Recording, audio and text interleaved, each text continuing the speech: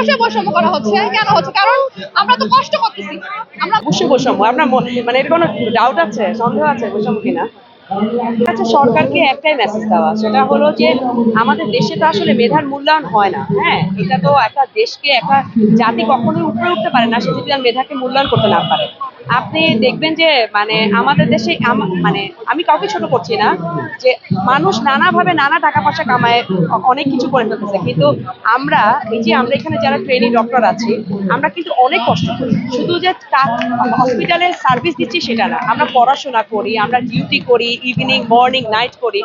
তার বিনিময়ে আপনি এই যুগে এসে, এই শেষে আপনি 25,000 টাকা একটা ট্রেনিংকে দিচ্ছেন, এবং আমরা কিন্তু স্টুডেন্ট, অনেকেই দেখলাম যে কমেন্ট করে যে স্টুডেন্টদের 25,000 30,000-ই মোর দ্যান এনাফ। হ্যাঁ, কিন্তু আমরা কিন্তু স্টুডেন্ট না। আমি পাস করেছি 2018 সালে। হ্যাঁ, এরপরে এখন 2024 সালে আমি এফসিপিএস ট্রেনিং, আমার আছে আর 1 বছর বাকি। আমার সংসার আছে, বাচ্চা কাচ্চা, হাজবেন্ড, বাবা মা সবাই আছে, তাই না?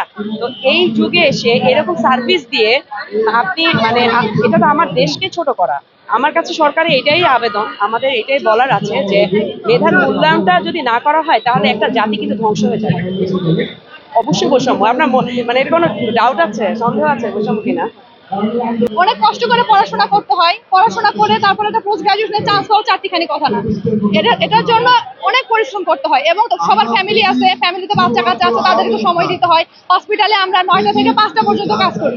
তারপরে বাসায় যাবো, পড়াশোনা থাকে, আমাদের পরীক্ষা থাকে। আমরা বাইরে কোথাও যে এক্সট্রা টাকা ইনকাম করবো সেটার সুযোগ থাকে না আমরা পোস্ট গ্রাজুয়েশন যারা করি তাদের ক্ষেত্রে। তো এই ক্ষেত্রে 50,000 টাকা দাবি যে আমরা করছি, এটা একটা সংসার চালাতে গেলে এখন মানে বাংলাদেশের বাজারের যে অবস্থা, আমাদের তো এটা মানে ন্যূনতম হওয়া উচিত। একটা মানুষ যে মানে একটা ফার্স্ট ক্লাস নাগরিক, যে তার মানে 20,000 টাকা 25,000 টাকা এটা কেমন করে সম্ভব হবে? এটা রিক্সাওয়ালাও তো মানে অসম্মান না, বাট তার পেশা অনুযায়ী সে 25,000 টাকা ইনকাম করছে। তো আমরাও তো অনেক কষ্ট করে আসছি, 5 বছর পরে আসছি, আবার আমরা পোস্ট গ্রাজুয়েশনে চান্স পাইছি, আমাদের বাচ্চা আছে, সংসার আছে, এগুলো সামলায় 50,000 টাকা আমাদের ক্ষেত্রে এটা যৌক্তিক দাবি। এটা হলে আমরা মোটামুটি আমরা চলতে পারবো। অবশ্যই বৈষম্য করা হচ্ছে। কেন হচ্ছে? কারণ আমরা তো কষ্ট করতেছি, আমরা মানুষের সেবা দিচ্ছি, এবং সবচেয়ে বড় কথা হচ্ছে আমরা বাইরে কোনো প্র্যাকটিস করতে পারছি না এই সময়টা। আমরা চাই যে আমাদের দাবি 50,000 টাকা, তারা সেটা মেনে নিক, তাহলে আমরা খুশি থাকবো। 50,000 কিংবা নবম গ্রেডের সরকারি কর্মকর্তার সকল সুযোগ সুবিধা সহ 50,000 টাকা। আপনি যদি বিসিএস একজন সরকারি কর্মকর্তার কথা চিন্তা করেন, এটা তো ওনাদের আসলে লাগাতার, তাই না? এটা তো ওনারা আজীবন পাবেন। আমাদের এই বেতনটা সরকার শুধুমাত্র আমাদের যে ট্রেনিং এর প্রশিক্ষণের যে সময়, তার মানে হচ্ছে যে 5 বছর, কেবলমাত্র এই 5 বছরের জন্য এটা প্রদান করা হয়। 50,000 টাকা হলে এখানে কোনো ইনক্রিমেন্ট নাই, কোনো বোনাস ভাতা কিছুই নেই। সরকারি কর্মকর্তা যিনি আছেন তিনি বোনাস পাচ্ছেন, আরো অন্যান্য যে সুযোগ সুবিধা আছে সবই পাচ্ছেন। সেটা কিন্তু আসলে 50,000 টাকা যদি হয় সেটার মধ্যে পড়বে না।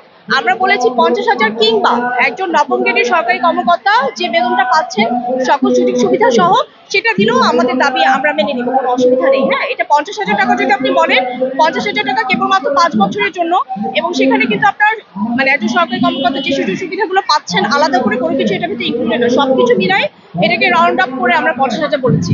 অথবা নবম গ্রেড হলেও আমাদের কোনো আপত্তি নেই।